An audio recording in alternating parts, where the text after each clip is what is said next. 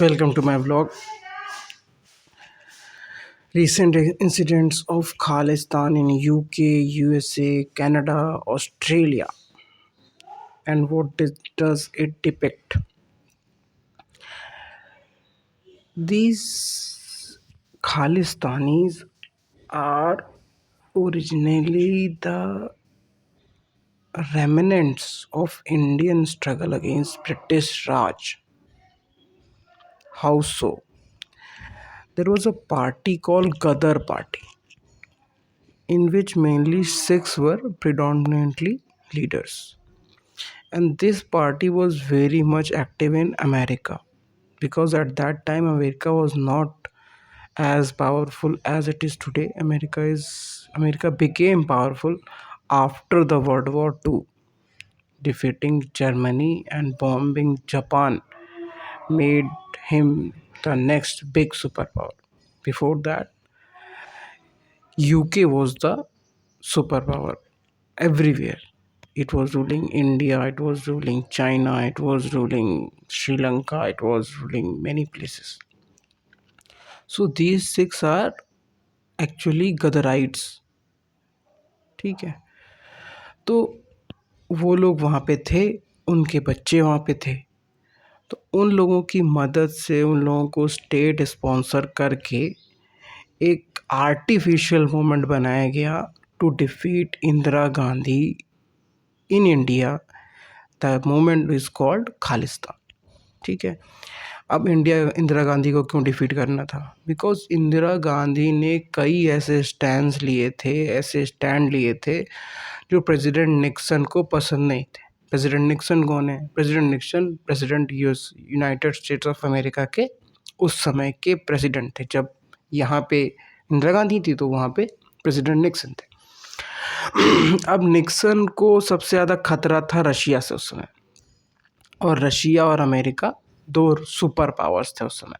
Russia आज भी super power है, मिलिट्री सुपर पावर है, बट इकोनॉमिकली बहुत पीछे है. वो टॉप 10 में भी नहीं है. इतना बेकार उसका हाल हो रखा है. क्यों? क्योंकि आपने हर चीज़ में कम्युनिज्म में लगा रखा है.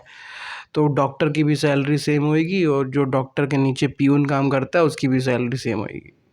उसको भी वही स्टेट बेनिफिट्स मिलेंगे, आपको भी वही स्टेट बेनिफिट्स मिलेंगे. तो ये इकोनॉमिकली बहुत ही बेकार मॉडल है कम्युनिज्म. तो वो गिर गया और वो सब जगह कहीं भी जो है वो लागू नहीं हुआ है. चाइना में भी कैपिटलिज्म ही है, कम्युनिज्म नहीं है. तो उस समय कैपिटलिज्म वर्सेस कम्युनिस्ट की लड़ाई चल रही थी, रशिया वर्सेस अमेरिका. तो उस समय जब इंदिरा गांधी अमेरिका के खिलाफ बोलती थी तो वो सपोर्ट लेती थी रशिया का, और रशिया ने उन्हें कहा भी रखा था, we will save you in any event of disaster of war और कुछ और करके जो होगा तो हम आपको बचाएंगे. तो उसी समय वो चल भी रहा था. वो आपका 1971 की वॉर हुई. अब अमेरिका ने चुन लिया पाकिस्तान को, उसको दे दिए pattern tanks, the best tanks. उस समय जो टैंक्स अवेलेबल थे वो पैटर्न टैंक्स थे, तो अमेरिका ने उनको दे दिए. तो रशिया ने हमको इक्विपमेंट देना शुरू कर दिया. फिर हम लोगों ने उनसे बहुत सारे इक्विपमेंट्स खरीदे. ये वो चल रहा था. उस समय सारे के सारे जेट फाइटर्स इंडिया में जो थे वो सोवियत मेड थे. ठीक है, रशियन मेड सारे के सारे एयरक्राफ्ट थे. तो इस तरीके से लड़ाई दोनों की चलती रही. तो हम लोग वो लड़ाई जीत भी गए भाई. बांग्लादेश में लड़ाई हुई, अमेरिकन फ्लीट ने जो है भारत को घेर लिया था. ब्रिटिश फ्लीट ने भारत को इधर से घेर लिया था, लक्षद्वीप साइड से. इधर अंडमान साइड से बे ऑफ बंगाल में अमेरिकन फ्लीट आ गई थी. तो इट वाज लाइक बिल्कुल तीन तरफ से मार पड़ने वाली थी भारत को, बहुत बुरी. पाकिस्तान से हम लोग लड़ ही रहे थे, इधर से अमेरिका, इधर से ब्रिटेन. तो उस बीच में जो है रशिया ने आके हमको बचाया था. नहीं तो India would have been partitioned very badly.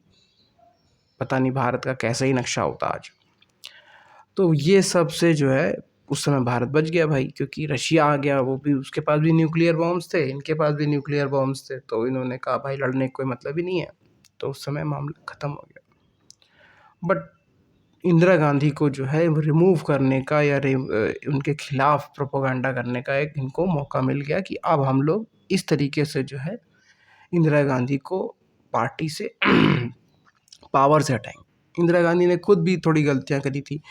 उन्होंने ही जो है अकाली मूवमेंट को टॉप डाउन करने के लिए, सेटल डाउन करने के लिए भिंडरावाले को उस समय पॉलिटिकल पैट्रनेज दी थी। ठीक है, उन्होंने कई हत्याएं भी करी उस टाइम, तो उनको कोई दिक्कत नहीं हो रही थी, तो उन्होंने आराम से उनको बनने दिया कि जो है ये देखो रेडिकल लोग हैं, अगर इस तरीके से हर धर्म अलग अलग वो करने लगेगा तो क्या होगा। फिर वो आते लास्ट में बचाने के लिए हिंदुओं को, ठीक है, from the evil Khalistani Bhindranwale, the self made और क्रिएटेड बाय द स्टेट।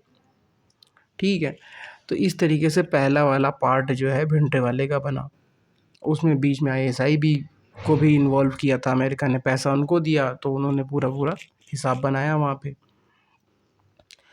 तो फिर वो भाई पूरा भिंडरावाला प्रोजेक्ट सबको पता ही है, भिंडरावाले मारे गए, उनका काम हो गया ख़त्म blue star, operation blue star में। बट उसके जो लोग विक्टिम्स थे, जो लोग उनके फादर बच्चे हैं आज की डेट में, वो लोग कनाडा में सेटल हो गए, वो लोग जो हैं, और यूके में सेटल हो गए, वो लोग अमेरिका में सेटल हो गए, वो लोग ऑस्ट्रेलिया में सेटल हो गए, भारत से फ़िलहाल वो लोग भाग गए। ठीक है, अब वो लोग वहाँ पे उस चीज़ को जो है अभी भी 1984 के दंगों को जो है याद बता बता के एक मूवमेंट क्रिएट करते रहते हैं भारत में कि हम लोग जो है नया खालिस्तान बनाएंगे। और बनाएंगे कहाँ? पाकिस्तान में नहीं बनाएंगे, बिकॉज पाकिस्तान से हमारी दोस्ती है, पाकिस्तान इज़ फंडिंग अस। हम बनाएंगे हिमाचल प्रदेश में, हम बनाएंगे इधर पंजाब में, फिर हम बनाएंगे उत्तर प्रदेश में, उत्तराखंड में। एज इफ उत्तराखंड में कोई सिख पॉपुलेशन है भी नहीं, हिमाचल में कोई सिख पॉपुलेशन है भी नहीं। सिख पॉपुलेशन जो मेजर सिख पॉपुलेशन है वो आपकी पंजाब में ही है। ठीक है, और उसमें भी जो है मिक्स्ड है, कम्प्लीटली वो सिख पॉपुलेशन नहीं है। तो ये पूरा का पूरा प्रोपेगेंडा या पूरा का पूरा मोमेंट ही अपने आप में फॉल्स है, एक गलत नैरेटिव पे खड़ा है, इसका कोई बेस नहीं है। एटलीस्ट कश्मीर वाले मुद्दे में जो है पॉपुलेशन डिवीजन है एकदम, उधर ऊपर पे कश्मीर में सारे के सारे 90% मुस्लिम्स हैं, 80% आपके जम्मू में हिंदूज़ हैं। तो वो कम से कम उसका एक बैकग्राउंड तो था कश्मीर वाले मुद्दे का कि भाई हमें एक इंडिपेंडेंट मुस्लिम स्टेट बनाना है जो स्विट्ज़रलैंड बनेगा। ठीक है, सबसे वो ट्रेड करेगा और वो सबको बुलाएगा, and this will be a heaven on earth. तो इनका तो वो भी नहीं है, लैंड लॉक्ड स्टेट जिसके पास एग्रीकल्चर छोड़ के और कोई चीज़ नहीं है, कोई टूरिज्म इंडस्ट्री नहीं है पंजाब में। तो उसको बनाने का कोई मतलब नहीं है। It is only to destabilise India and hamper its growth and to make portray Narendra Modi as a fascist prime minister, leader in power. ठीक है, इनसे मुस्लिम्स परेशान है, इनसे क्रिश्चियंस परेशान है, और इनसे मुसलमान भी परेशान है। ठीक है, मुसलमानों के राइट्स ले लेते हैं, पंजाबी जो फार्मर्स हैं उनकी ज़मीनें ले लेते हैं। तो ये पूरा का पूरा इसी प्रेमिस पे जो है बेस्ड है। अब इसमें अमेरिका को क्या फ़ायदा है? अमेरिका क्यों इस तरह के फंड्स को, इस तरह के ऑर्गेनाइजेशन को फंड करता है? ये simple case of Jio politics है। भारत भी अपनी फेवरेबल पार्टीज़ को बांग्लादेश में और श्रीलंका में सपोर्ट करता है, एड करता है, उनको इंटेलिजेंस देता है और उनको पैसे भी देता है। रॉ ने कई बार इस चीज़ को माना भी है, कई डॉक्यूमेंट्स रिवील किए हैं। एक फेमस चैनल है पवनीत सिंह करके, सर हैं, अनअकैडमी पर पढ़ाते हैं, उन्होंने भी इस चीज़ को बताया कि क्यों आसपास के देशों में फेवरेबल गवर्नमेंट्स के लिए सरकारें पैसा देती हैं। तो ये वैसे ही है, तो अमेरिका भी यही कर रहा है। ठीक है, तो इसी तरीके से जो है वो बनता है, बट इसके लिए एक आइडियोलॉजिकल बेस बहुत ज़रूरी है। ठीक है, अब जैसे एक एग्जांपल याद आता है सरदार उधम सिंह का। ठीक है, सरदार उधम सिंह जो है फर्स्ट वर्ल्ड वॉर लड़े थे ब्रिटिश इंडिया के कहने पर कि हम लोग जो है आपको आज़ाद कर देंगे। तो उन्होंने भाई लड़ी, देश के लिए उन्होंने लड़ाई लड़ी, बहुत सारी कुर्बान हो गए बहुत सारे लोग।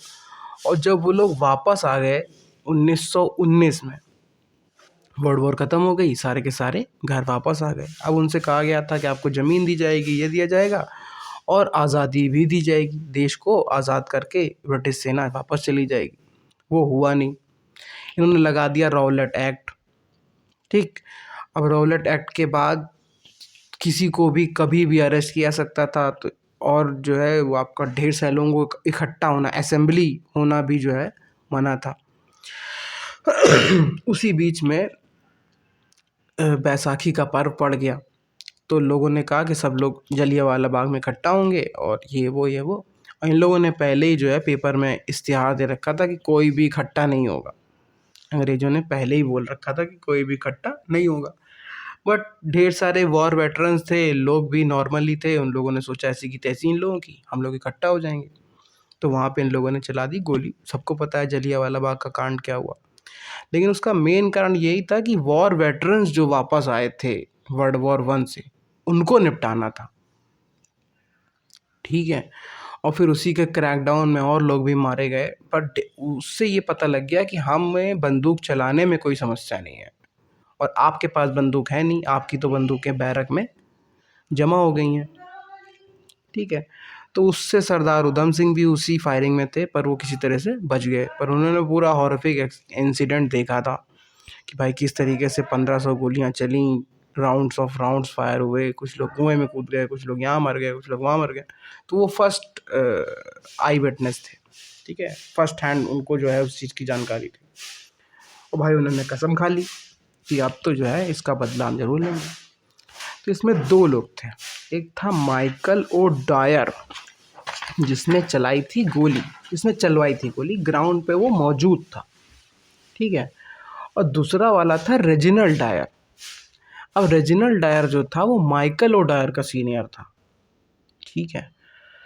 तो इनको ऐसा लगता था, उधम सिंह को ऐसा लगता था, उनका ऐसा मानना था कि माइकल ओ डायर तो है ही है, ड्वायर। ठीक है। पर मेन जो है वो जनरल डायर है। ठीक है। Reginald Dyer. तो ये दोनों के दोनों चले गए थे भाई ब्रिटेन वापस। तो इनको ढूंढना बहुत मुश्किल था। फिर इनके पीछे पीछे जो है ये पहुंच गए ब्रिटेन। फिर ब्रिटेन से ये गए, एक उन्होंने 5-6 देशों की यात्रा करी। ठीक है। एक पिक्चर में भी काम किया, करते करते मतलब 19-20 साल बीत गए, जब उन्होंने कैक्सटन हॉल में रेजिनल्ड डायर को गोली मार दी। और इससे पहले माइकल और डायर अपने आप ही मर गया था, नेचुरल डेथ थी, वो मर गया था। तो इन्होंने जो है रेजिनल्ड डायर को कैक्सटन हॉल में मार दिया 20 साल बाद। तो इससे ये पता लगता है कि किस तरह की एक मोटिवेशन चाहिए आपको इतना बड़ा काम करने के लिए। ठीक है। वो खालिस्तानी मूवमेंट में है ही नहीं। इस बंदे ने, अमृतपाल सिंह जिसका नाम है, इस समय ये पूरा भिड्रे वाला बना बैठा हुआ है, इसने कभी भी इस तरह की कोई भी एट्रॉसिटी एक तो झेली नहीं है। ठीक है। तो इसके पास वो मोरल हाई ग्राउंड नहीं है कि मैं मर जाऊंगा, मैं लड़ जाऊंगा, मैं मर जाऊंगा करके। तो उसको एक्सिक्यूट करना बहुत कठिन है। ठीक है। वो पूरा प्रोसेस चल रहा है, लोग यहाँ जा रहे हैं, वहाँ जा रहे हैं, उसको इतना सपोर्ट आ रहा है, इंडियन एम्बेसीज पे हमला हो रहा है, वो सब पार्ट ऑफ द प्रोसेस है। बट उस तरीके का सपोर्ट बेस होना, उस तरीके का माइंड सेटअप होना कि आप जो है 20 साल इंतज़ार करोगे और उसके बाद बदला लोगे, वो इतना आसान नहीं है। वो आपने जो है पहले से दिन ही होना चाहिए कि आप तैयार हो उस चीज़ के लिए। तो उधम सिंह और अमृतपाल सिंह में अंतर ये है, समानता ये है कि दोनों में सिंह लगा हुआ है, और भगत सिंह में भी सिंह लगा हुआ है, और सारे सरदारों में सिंह लगा ही होता है। बट इसके अलावा उधम सिंह और अमृतपाल सिंह में कोई भी वो नहीं है। ये completely state based, state sponsored है। और उधम सिंह अपने ही अकेले उस पर पहुंच गए थे। उन्होंने थोड़ी बहुत सपोर्ट ली थी गदर मूवमेंट के लोगों से, बट पूरा ट्रैवल करना, लोगों पर कई तरह की जॉब करना, उन्होंने फोर्ड कंपनी में भी जॉब की हुई थी, उन्होंने एक पिक्चर में भी जो है छोटा सा रोल किया हुआ था, उन्होंने और कई छोटे मोटे काम किए हुए थे, लकड़ी का काम सीखा था। तो इस तरीके से करते करते वो 5-6 देश घूमने के बाद फिर उन्होंने जो है पूरा अपना वो बैठाया कि मैंने यहाँ यहाँ जॉब करी है, एक आदमी आम नागरिक के तरीके से वहाँ पे अपने आप को वो किया। फिर उन्होंने जब उस चीज़ को वो कर लिया तो पूरा पूरा बताया उन्होंने कि मैंने क्यों किया है, क्यों नहीं किया है, अपना नाम बताया। Ram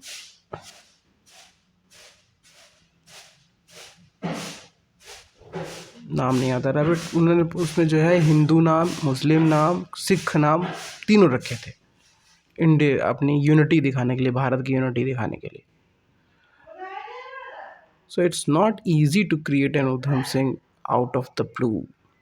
You need to work on it, and you need substantial ideological base to prove that I'll be the one. So this Khalistani movement will die down because media is not with them and the state is not with them. And this is an election year. तो इसका फ़ायदा भी BJP को ही होगा, क्योंकि anti Hindu sentiment पे ही खालिस्तान बनता है। तो Hindus being in majority, they will vote overwhelming in support of PM Narendra Modi. That is my take. Thank you.